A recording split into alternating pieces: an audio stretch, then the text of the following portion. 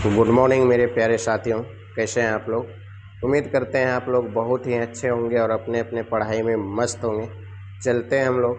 अगले दिन हम लोग पढ़े थे मृदा और मृदा के प्रकार, और उसमें से हम लोगों ने दो मृदा पढ़े थे, जलोढ़ मृदा और काली मृदा। आज हम लोग लाल एवं पीली मृदा का अध्ययन करते हैं। तो उम्मीद करते हैं कि आप लोग वो क्लास देख लिए होंगे। अगर नहीं देखे हैं, पहला वीडियो जा कर के देख लें। बहुत ही अच्छे तरीके से हम आप लोगों को पढ़ाए हैं। और आज हम लोग जो अध्ययन करने वाले हैं, वो अध्ययन करने वाले हैं किसका मेरे भाई? लाल एवं पीली मृदा का। क्या कहते हैं? लाल एवं पीली मृदा का जो प्रायद्वीपीय पठार के पूर्वी एवं दक्षिणी हिस्से में रवेदार अग्नीय चट्टान द्वारा सामान्यतः 100 सेंटीमीटर से कम वर्षा वाले क्षेत्र में हुआ है। मतलब आप लोगों को पहले ही क्लास में हम पढ़ाए थे कि पृथ्वी तल के नीचे से कुछ मिट्टियाँ ऊपर की ओर आई है। वो कैसे आई है? तो पृथ्वी तल के नीचे जो खनिज पदार्थ है वो अत्यधिक तापमान के कारण लिक्विड फॉर्म में हो गए, और जब लिक्विड फॉर्म में आ गए तो उसमें प्रेशर बने, और प्रेशर से वो क्या हुए? बाहर निकलना चाहा। तो जब वो बाहर निकलने के लिए चाहें तो पृथ्वी को फाड़ करके वो बाहर निकलती है, और इस प्रकार से वह बाहर निकलती है। तो जब बाहर निकलती है तो उसी को हम लोग क्या कहते हैं मेरे साथियों? अग्नीय चट्टान। ठीक है, क्लास में बहुत अच्छे से पढ़ाएं। अग्नीय चट्टान द्वारा सामान्यतः 100 सेंटीमीटर से कम वर्षा वाले क्षेत्र में हुआ है। जहाँ पर कम वर्षा होती है वहाँ पर इसका विस्तार हुआ है, और ये क्या कहता है? लोहांश की मात्रा के कारण इसका रंग लाल होता है। लोहांश का मतलब होता है लोहा यानी आयरन। आयरन के कारण जो होता है इसका रंग क्या होता है? लाल होता है। जब ये थोड़ा सा भीगा हुआ रहता है, वर्षा धूप में रहती है, तो इस पर लाल जैसी परतें चढ़ जाती है, और जब हम इसको छूते हैं तो क्या होती है? हमारे हाथ में भी लालिमा ले लेती है। तो इसके कारण इस मिट्टी का रंग लाल पड़ा है। ये जल योजन के पश्चात ये मृदा पीले, जब जल खत्म हो जाती है तो क्या होती है? पीले रंग की हो जाती है। और मूल रूप से यह ग्रेनाइट नीस जैसे अग्नीय चट्टान, अभी तुरंत हम बताए अग्नीय चट्टान के विघटन जब ये टूटते हैं तो इसके रूपांतरण से जब ये बदलते हैं तो उसी के बदलने से ये मिट्टी का निर्माण हुआ है। इसका विस्तार भारत में 7.2 करोड़ हेक्टेयर भूमि पर पाया जाता है। जबकि हम लोगों ने काली मृदा का पढ़े थे। काली मृदा का जो था विस्तार कितना था? 6.4 करोड़ हेक्टेयर पे था, भूमि पर था। और अभी देखिए इसमें लाल मृदा 7.2 करोड़ हेक्टेयर भूमि पर है। इसका प्रसार तमिलनाडु, कर्नाटक, गोवा, दक्षिण पूर्व महाराष्ट्र, आंध्र प्रदेश, उड़ीसा, छोटा नागपुर पठार एवं मेघालय पठार के क्षेत्र में है। जैव पदार्थों की कमी के कारण यह मृदा जलोढ़ एवं काली मृदा की अपेक्षा कम उपजाऊ होती है। किसके कारण? जैव पदार्थों के कारण। लाल एवं काली एवं जलोढ़ जो थी उसके अपेक्षा ये कम उपजाऊ होता है। रीजन क्या है?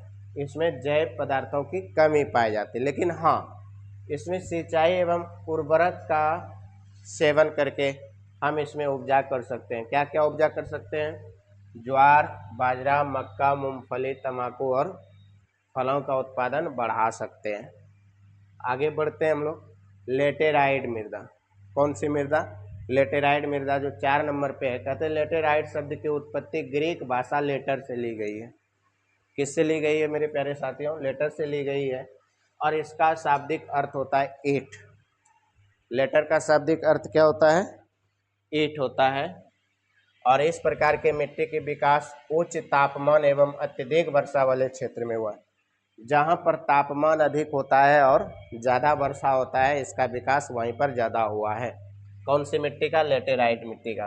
भारत में इसका विस्तार 1.3 करोड़ हेक्टेयर से भी, ये यहाँ से भी होगा, से भी अधिक भूभाग पर है। मतलब 1.3 करोड़ हेक्टेयर पर इसका विस्तार है। जबकि लाल एवं पीली मृदा कितना था? 7.2 करोड़ हेक्टेयर पे था।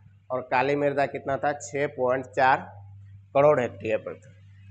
भारी वर्षा से ऊंचे सपाट सतह पर यह मृदा पाई जाती है। ज़्यादा वर्षा जब होती है तो वहाँ पर जो वर्षा से ऊंचे सपाट होते हैं, ऊपर जगह होते हैं, उस पे सतह पर यह मृदा पाई जाती है। और अत्यधिक तापमान के कारण जैविक पदार्थों के अपघटन वाले बैक्टीरिया नष्ट हो जाते हैं।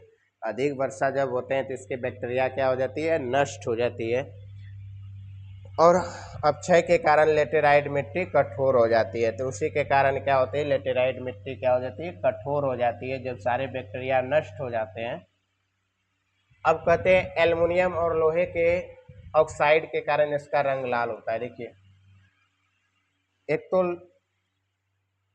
लाल मिट्टी लाल रंग के कारण होती है, लेटेराइट मिट्टी भी किस कलर के होते हैं, लाल कलर के होते हैं। इस मिट्टी में रासायनिक खाद एवं अन्य उर्वरक का उपयोग करके उत्पादन किया जा सकता है। ठीक है, कहते हैं भारत में इसका विस्तार जो है कर्नाटक, केरल, तमिलनाडु, मध्य प्रदेश और उड़ीसा, असम की पहाड़ियों में है।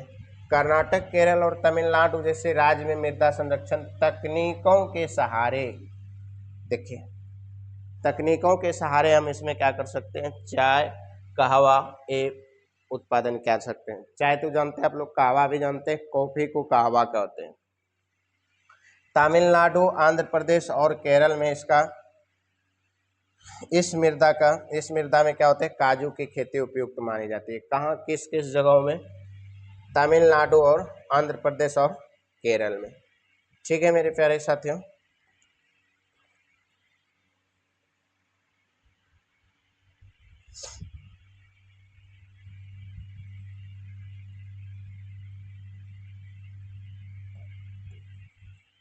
चलते हैं हम लोग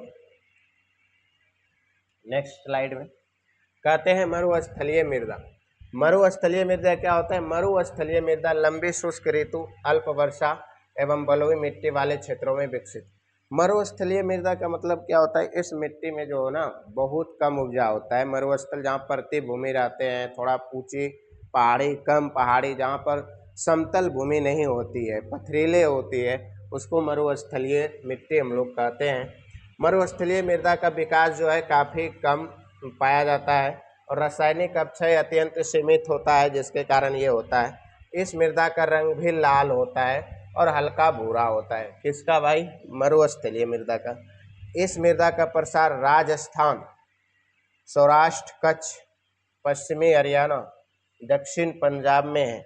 इसमें वनस्पति और उर्वरक खनिज का अभाव पाया जाता है, किंतु सिंचाई की व्यवस्था कर कपास, चावल, गेहूं का भी उत्पादन किया जा सकता है। ठीक है मेरे साथियों, और हमारा लास्ट है पर्वतीय मृदा। कहते हैं इस प्रकार की मृदा प्राय पर्वतीय और पहाड़ी क्षेत्रों में देखने को मिलती है, जहां पर्याप्त वर्षा वन पाए जाते हैं। यह मृदा जटिल एवं विविधता वाली होती है। यह नदी घाटियों में जलोढ़ मृदा एवं ऊंचे भागों में मोटे कणों वाली अपरिपक्व मृदा के रूप में पाई जाती है। विशेषकर नदी सोपानों और जलोढ़ पंखों में यह मृदा उपजाऊ होती है और यह ढलानों पर फलों का बागान एवं नदी घाटी में चावल, आलू लगभग सभी क्षेत्रों में उत्पादित किया जा सकता है। कहने का मतलब है मेरे साथियों कि जहाँ पर ढलान होती है वहाँ पर फल की बागान लगा सकते हैं। बाकी बात जहाँ भी नदी घाटी, जिस पूरे क्षेत्र में आप क्या क्या लगा सकते हैं, चावल लगा सकते, चावल की खेती कर सकते हैं, आलू की खेती कर सकते हैं, ये सारी जगहों में आप खेती कर सकते हैं। तो आज की कक्षा यहीं तक रहेगी। थोड़ा स्वास्थ्य का प्रॉब्लम है, इस लेकर के हम थोड़ा अच्छे से डील नहीं कर पाए। कोई बात नहीं है, मिलते हैं हम लोग अगले कक्षा में। अगले वीडियो में हम लोग अच्छे से पढ़ेंगे। मिट्टी हम लोगों का ख़त्म हो चुका है, अब एक क्लास और मिट्टी की होगी। उसके बाद हम लोग इसके ऑब्जेक्टिव क्वेश्चन कर लेंगे, PYQ कर लेंगे, सारे क्लियर कर लेंगे। इसी तरह से हम लोग टॉपिक वाइज पढ़ते रहेंगे। आप हमारे चैनल से जुड़े रहें। जय हिंद, जय भारत।